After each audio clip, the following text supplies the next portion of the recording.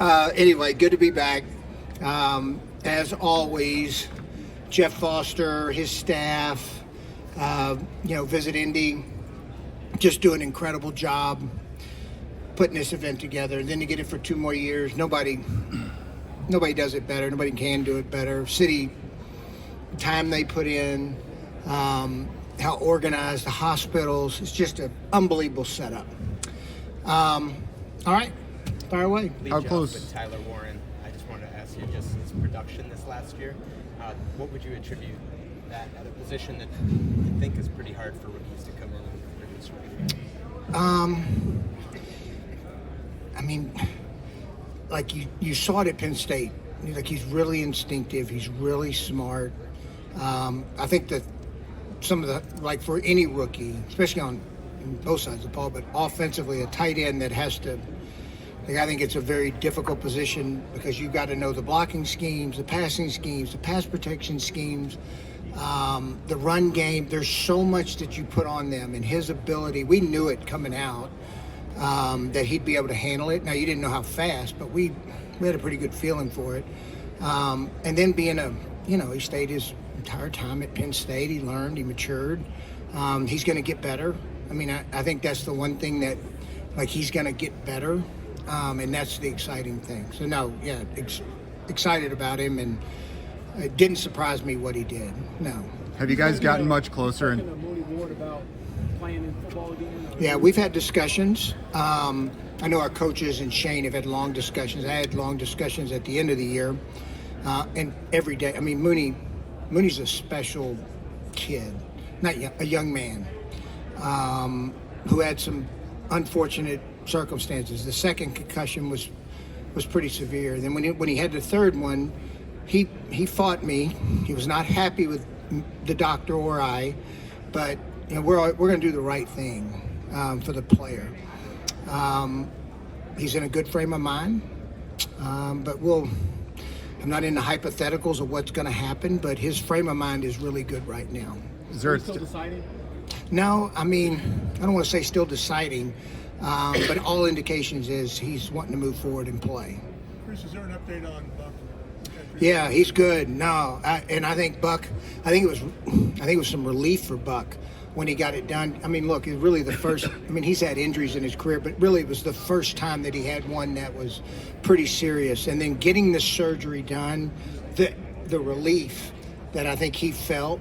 One, knowing I feel better instantly, felt better, and two, I can play football again. I'm not going to put a time frame on it. We're expecting him back for training camp. The way he works and who he is, it wouldn't surprise me if it's sooner. But he'll be back and he'll be ready to go, and I think he'll have a good year. How have talks progressed with Daniel and Alec with the new league year starting soon? Yeah, good. We've had great discussions about both of them. We'll continue to work this week and see if we can get something done. It's been very positive. Look, when both sides are driven to get it done, it usually works out in the right way. There's a long way. I mean, I know 4 or 5 days doesn't seem like a long time, but it can be in these situations. But, the player, we're driven, they're driven. The agents have been great to work with. We just got to keep working through it. How strong? The franchise tag on either player to make sure at least one of them doesn't speak free agent? It's not what we want to do. It's a tool we have. It's not what we want to do, though. Chris, Michael Pittman Jr. brought up kind of unpopular on the podcast. He didn't know what his future was with the Colts going forward. So, could you maybe clarify? I love Mike. John O'Pitt, if y'all knew this, he's a pilot now. And I knew he was dabbling with it, but I didn't know he was going up in the air and flying solo and doing all that. So Pitt's an interesting guy. So, now, look, I think the world of Pitt and who he is as a player. And any suggestion that he's not going to be here is a pure hypothetical in my mind. Chris, no, you don't have a first rounder this year, and obviously you guys have had a lot of success with day 2 and day 3 picks. JT, Michael Pittman, you could say Zaire Franklin in the 7th round. What traits Pierce. do you seek out? Yeah, Pierce. And Yeah, another one. left tackle. What traits do you seek out on day Keep going. Left tackle. Keep going. Go ahead. I'm sorry. No, you're all right. What traits do you seek out on day 2 and day 3 prospects? Of prospects that don't shine at the top of the board. What traits are you seeking out when looking for those guys? Look, history's proven that it doesn't have to be. Great players come from everywhere in the draft, whether they're a first-round pick, 7th-round pick, undrafted free agent. There's certain athletic traits that we do look for, but the one consistent, like Bernie was a really good player coming out and had played a lot of football. Pierce had played a lot of football. JT, Pittman, these guys had played a lot of football. So our scouts do a great job of digging and trying to dig out those type of players that we think can come in and produce right away.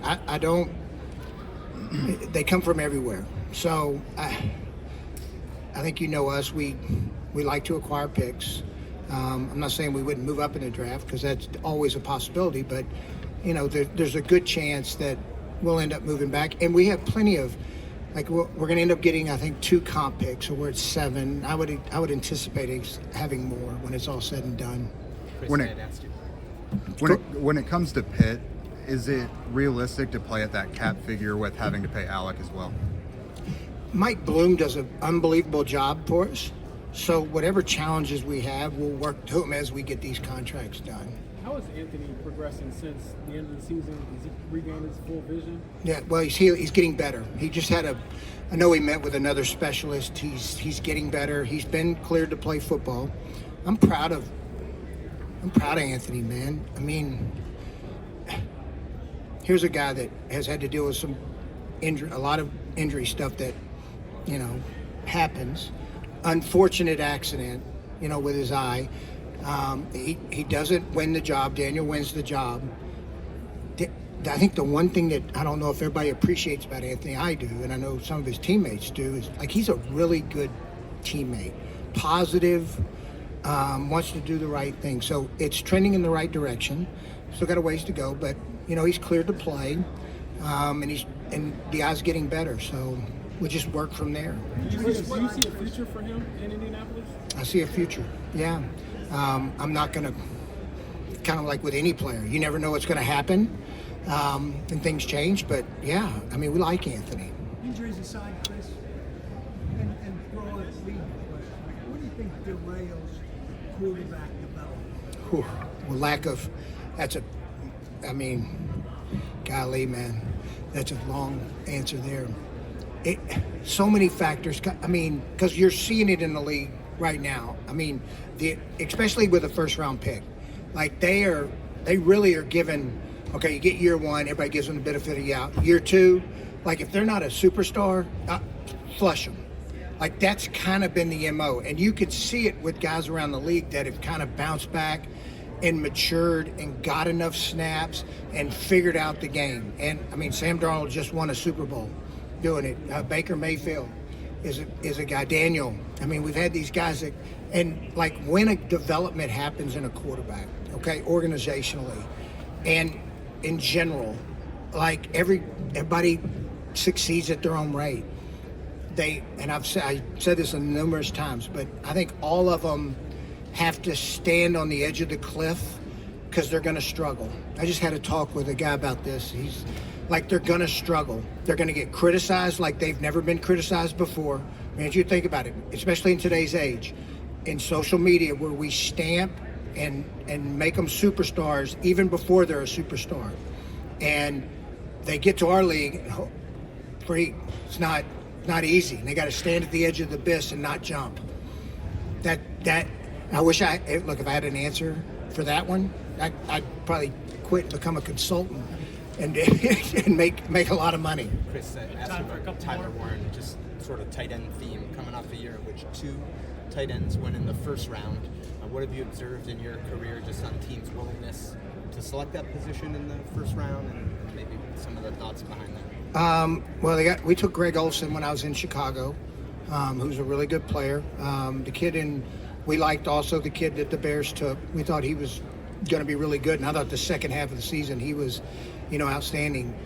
3 down players that can really impact the middle of the field. I think you saw the difference it made offensively for us. I think I've told y'all this numerous times, but like Jack Doyle is one of the most underappreciated guys I think that's ever played for Indianapolis.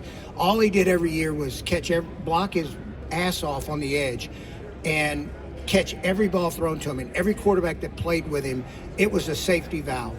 I mean, you're talking about Andrew, Rivers, every quarterback that played with him liked throwing to Jack Doyle. And so, not that our other guys weren't good players, but they were good players in their role, where Tyler, he can play on all 3 downs. There's a lot of confidence with the quarterbacks when they're playing with him that he's going to execute. The Atlanta game, y'all are all too young. Chappell, remember? The catch he made on the sideline looked like, the one in overtime he made.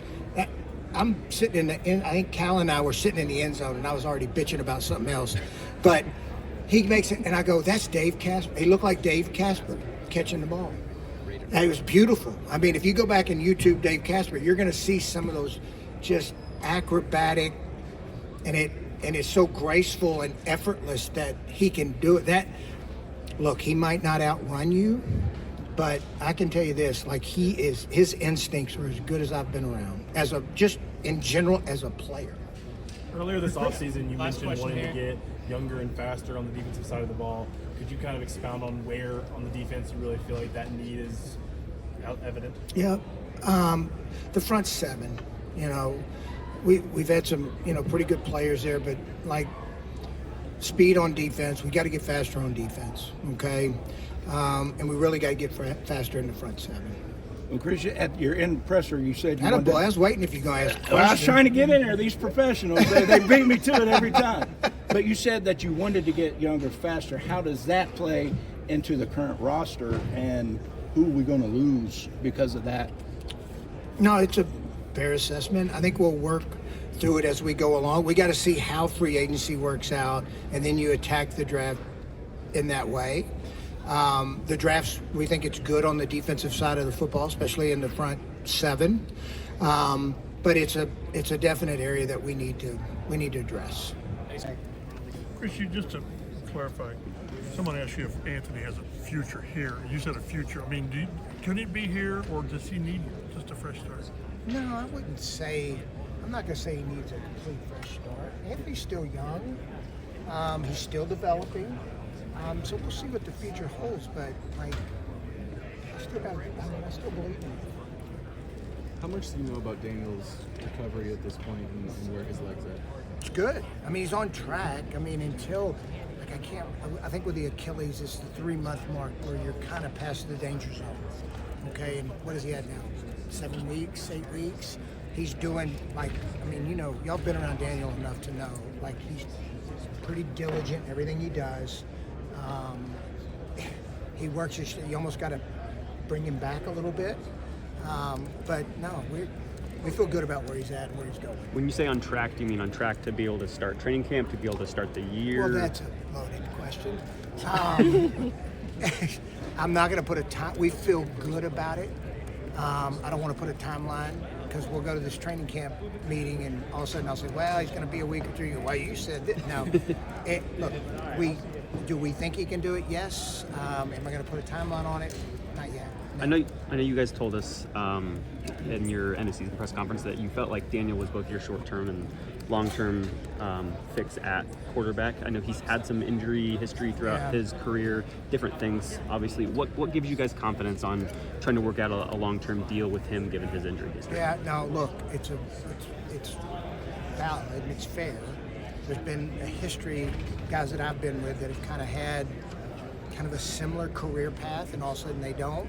He's played 83 games, in his career. Of course he has. He had the ACL the 1 year. The 2 big ones have been the ACL and the Achilles. I just think the way he prepares, how he's built, I think in the long run, Daniel's going to be perfectly fine. Chris, you talk about getting younger and faster on defense. What is the balance there?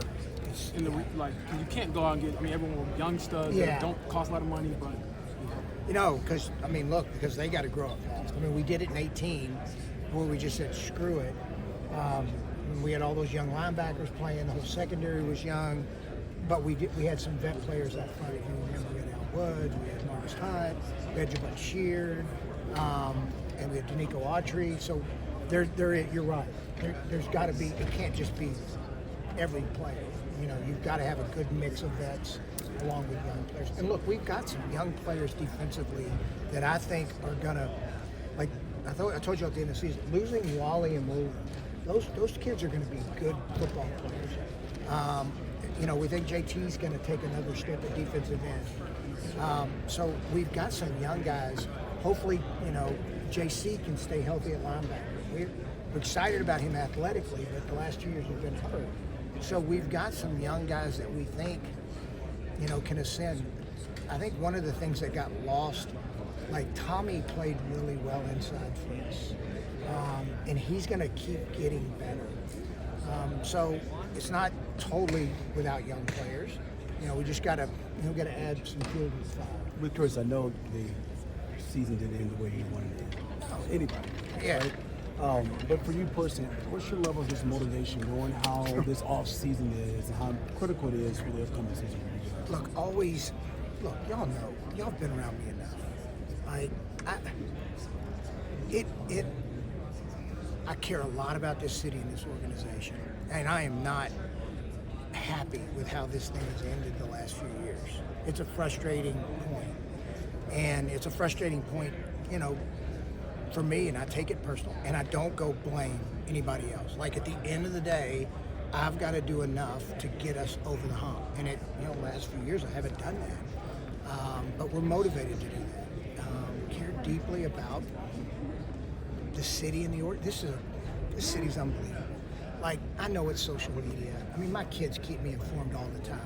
Like, oh, Dad, they're killing it. But like when rubber hits the road and you're in public, like I don't catch the same amount of shit that I do in other places. People are respectful. That's all you ask for. Should they be upset? Damn right. I'm a fan too. I mean, I get it. I understand. So it's our job to get it right, you know. But I'll always do the right thing for the organization.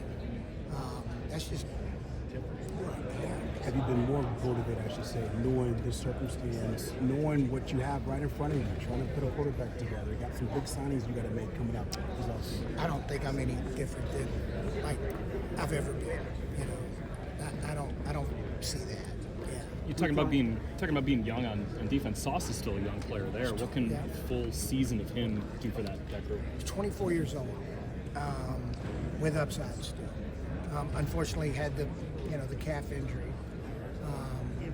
But I mean, like, he could impact the game just with his ability to take a guy out of the game. I think when he played for us, it was really good. Now, look, wideouts are good in this league. They're going to catch balls.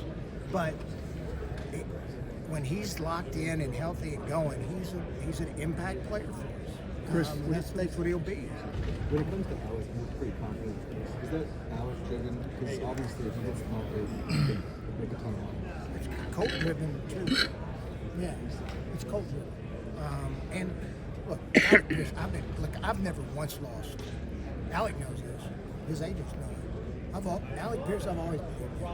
I mean, he's excellent. He's a really freaking good player, and he makes some really big plays for us. And he's still young. He's 25 years old. So, yeah, it goes both ways. With him and with Daniel, I know you said that you don't want to use the tag on them. Are you guys at a place right now with a week or so to go where you feel like you guys can work out deals with both of them without having to do that? Hopeful. That's not a strategy, but we're hopeful.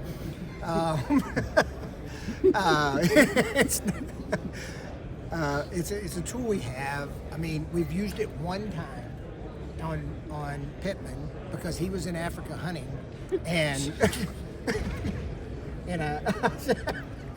and so he was on a flight back, and I'm like, okay, I trust you, and I trust your agent, but no, we're not losing this. So hopefully we can get it done. It's a tool we have. Do you have any indication? It was a defensive end.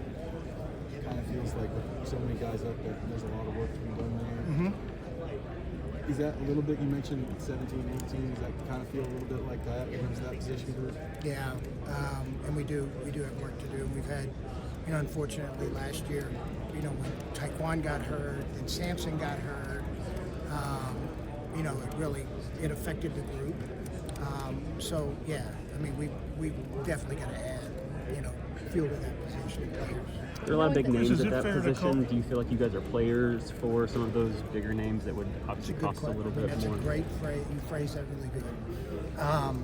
Because I don't have to comment on who names, but yeah, we'll see. But yeah, I mean, we'd like to think so. We think it's a good free agent class, and we think it's a good draft class. Chris, is it wrong to call this what you're doing like a run it back one more time? With the way the first half of the season went, if you get Jones, you get Pierce, and you add a few pieces, or is that not? I think over the next, because like Daniel and Alec are such big pieces, and then we move and fit from there. Everybody's got a budget, they got cap, so we're gonna have to deal with there. I don't know if it's necessarily a run it back situation. We're gonna try to make the team the best it can. But as you sit here today, it'd be hard to imagine both of those guys not being back in some form. I guess that's It would. It's not something that's entering my mind right now. So that's the plan is for both of them. How would you evaluate the linebacker position and what you liked from last year and what things you perhaps need to improve? No, look, I think you all know my feelings for Zaire Franklin. Very close relationship. Thought he played, good football. The addition of Pratt, kind of, when we gave him 6 or 7, we ended up getting, Jermaine into the mix. He ended up adding a much-needed will that we needed, and I thought they both played, good football for us. The future we'll see. Pratt's out, Zaire's under contract, so we'll see how that ends up playing out. You guys talked about long-term done with Daniel or Alex, who would tag them though? Oh, it's a tool we got.